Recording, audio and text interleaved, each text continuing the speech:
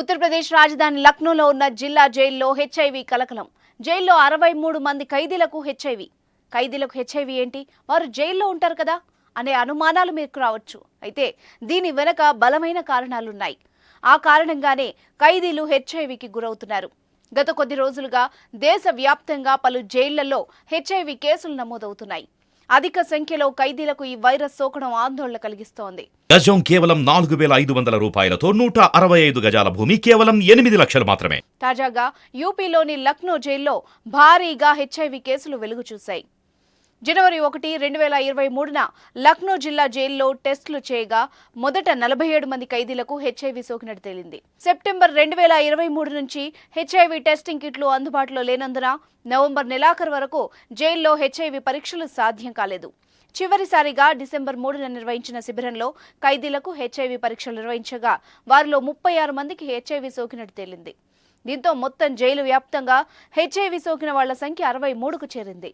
భారీగా కేసులు నమోదు కావడంతో జైలు అధికారులతో పాటు మిగిలిన ఖైదీల్లో తీవ్ర భయాందోళనలు వ్యక్తమవుతున్నాయి. బాధితులందరికీ లక్నోలోని ఓ ఆసుపత్రిలో చికిత్స అందిస్తున్నారు. ప్రస్తుతం వాళ్లందరూ ఆరోగ్యంగా ఉన్నట్టు అధికారులు చెబుతున్నారు. అయితే జైల్లో నిర్బంధించే ఖైదీలు హెచ్ఐవి బారిన పడడం ఆందోళన కలిగిస్తోంది. దీనికి కారణం ఏంటి అన్న ప్రశ్నలు వస్తున్నాయి. అయితే ఖైదీలకు హెచ్ఐవి సోకడానికి డ్రగ్స్ కారణమని అధికారులు అనుమానం వ్యక్తం చేస్తున్నారు.